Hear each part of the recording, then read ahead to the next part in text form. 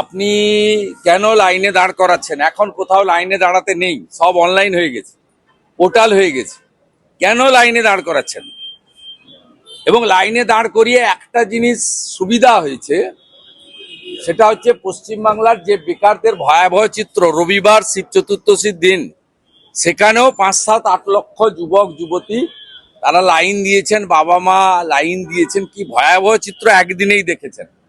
এবং আপনারা দেখেছেন কালকে মিডনাইটে বা আজকে সকালে পেয়ে গেছেন যে অনলাইন করে দিয়েছে। এটা তো আগেই করা যেত। ঠিক আছে দাদা, অনলাইন অনলাইন করে দিয়েছে, আপনারা দেখুন, তাকে অনলাইন করে দেওয়া হয়েছে। আপনার অনলাইন করে দিতে বাধ্য হয়েছে, অনলাইন করে দিয়েছে ওই সাথে অনলাইন।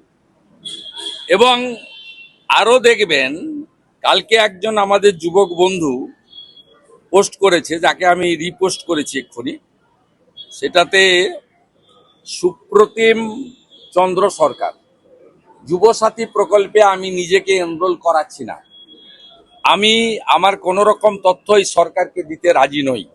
2012 সালে এমপ্লয়মেন্ট ব্যাংকের নাম নথিভুক্ত করিয়েছিলাম যুবশ্রী প্রকল্পে, ভাওতা দিয়ে তথ্য জমা করে টাকার এক ফোঁটাও পাওয়া যায়নি।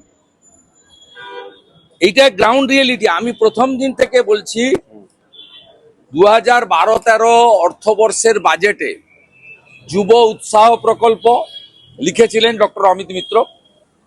অক্টোবর 2013-তে নেতাজি ইন্ডোরে সরকারি সভায় মুখ্যমন্ত্রী বললেন এটা যুবশ্রী।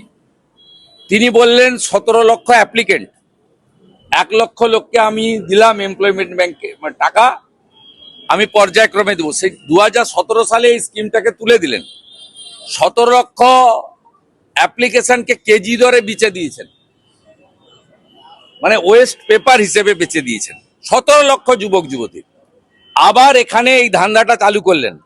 প্রথমে বাজেট বক্তৃতাতে মাননীয় চন্দ্রিমা ভট্টাচার্য বললেন আগস্ট মাস থেকে আমরা দেব। আমরা বললাম আগস্টের ভোট অন অ্যাকাউন্ট নয়, এই vote on account April May June July. আপনার এখতিয়ারেই নেই। 4 মাস পরে পশ্চিমবঙ্গে যে জিতবে তারা পূর্ণাঙ্গ বাজেট দেবে। তখন শুনে মুখ্যমন্ত্রী দেখলেন এত বড় ভুল হয়েছে, তিনি সাংবাদিক সম্মেলন করলেন, করে বললেন 15 তারিখ থেকে, ওনার নক্তসত্য জ্ঞান নেই, হিন্দুদের উৎসব ওনার মাথায় থাকে না, কারণ চতুর্দশীর দিন ছিল।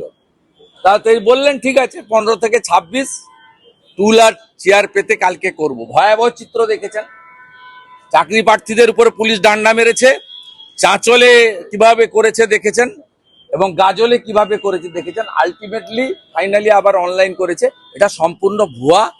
বেকার যুবক যুবতীরা এদের ফাঁদে পা দেবেন না। আমার ফাইট রেডি। এপারের জামাত ওপারের জামাত দুটো মিলে মিশে একাকার হয়ে গেছে। ও সেই কারণে কাঁটাতারের বেড়ার জমি না দেওয়ার ফলে এপারের জামাত ওপারের জামাতকে জিতিয়েছে, মানে তৃণমূল, সঙ্গে এখন হুমায়ুন কবির জুটেছে। আর ওপারের জামাত যে আগামী এপ্রিলের নির্বাচনে তৃণমূলকে সাহায্য করবে বা হুমায়ুন কবিরকে সাহায্য করবে, এটা ঘোষিত অবস্থান এদের। এবং খুব অ্যালার্মিং ভারতীয়দের ক্ষেত্রে এবং বাঙালি হিন্দুদের ক্ষেত্রে।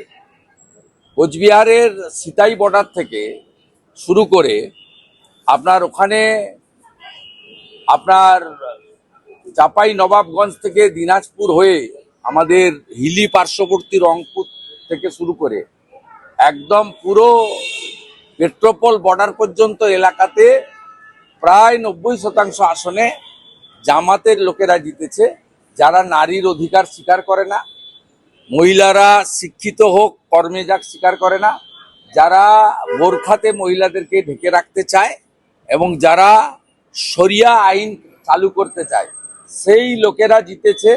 এটা পশ্চিমবঙ্গের ক্ষেত্রে খুব মারাত্মক, অ্যালার্মিং। এবং কিছুদিন আগেই হরিহর পাড়াতে খাজেরি মাদ্রাসাতে আপনার 7 শেখ গ্রেপ্তার হয়েছিল। সে একজন জঙ্গি, আনসারুল বাংলার সঙ্গে যুক্ত। সে এখানে ভোটার তালিকায় নামও তুলেছে, 3 বার ভোট দিয়েছে।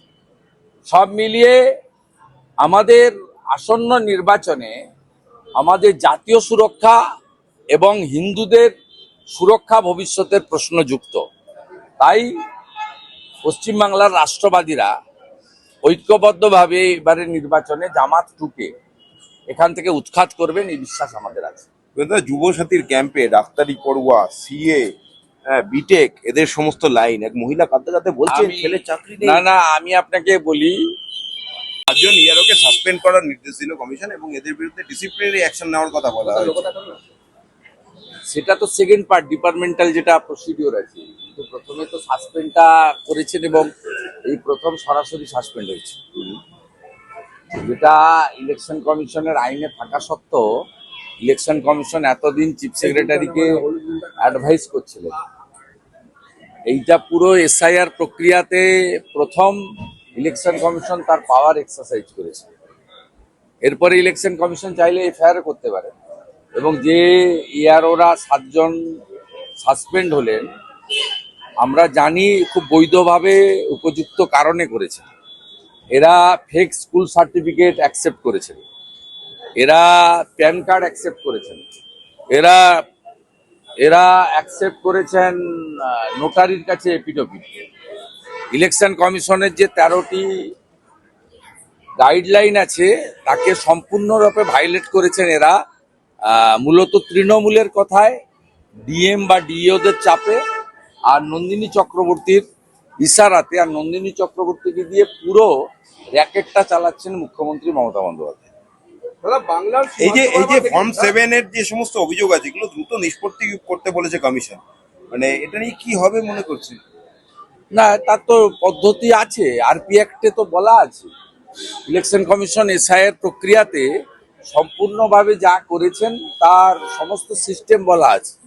এবার সিস্টেমের বাইরে বিহার যায়নি, আপনি যাবেন কেন? কোনো রাজ্যে আমি অনেকবারই বলেছি ইলেকশন কমিশনের কোনো ফাইল মুখ্যমন্ত্রীর টেবিলে যায় না, ওটা সরাসরি এক্সিকিউট করতে হয় অ্যাডমিনিস্ট্রেশনকে, যার নেতৃত্ব দেন চিফ সেক্রেটারি।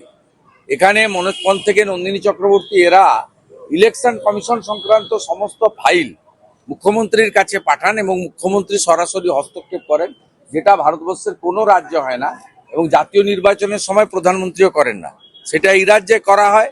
তাই ইলেকশন কমিশন এই প্রথম টাইট দেওয়ার ব্যবস্থা নিয়েছেন এবং মুখ্যমন্ত্রী যা করছেন পুরো এসআইআর প্রক্রিয়াতে বাংলাদেশি মুসলিমদের এবং রোহিঙ্গাদের বাঁচানোর জন্য করছেন। এটা বিরাট সংখ্যায় বাদ যাওয়া উচিত। এটা কি বাদ যাবে ফর্ম 7 গুলো? না, বাদ যাবে না যাবে আমরা লক্ষ্য রেখেছি, বাদ না গেলে তো ব্যবস্থা আছে। ডিওর কাছে আবেদন হবে, ডিও আবেদন না শুনলে সিওর কাছে হবে, সিও আবেদন না শুনলে কোর্ট তো খোলা আছে। মমতা ব্যানার্জি একা কোর্টে যেতে পারেন, অন্য কেউ যেতে পারেন না। আরো ভালো ভালো খবর দেখতে সাবস্ক্রাইব করুন বাংলা হান্টের ইউটিউব চ্যানেল। বাংলা হান্টের আরো খবর দেখতে নজর রাখুন। বাংলা খবর মানেই বাংলা হান্ট।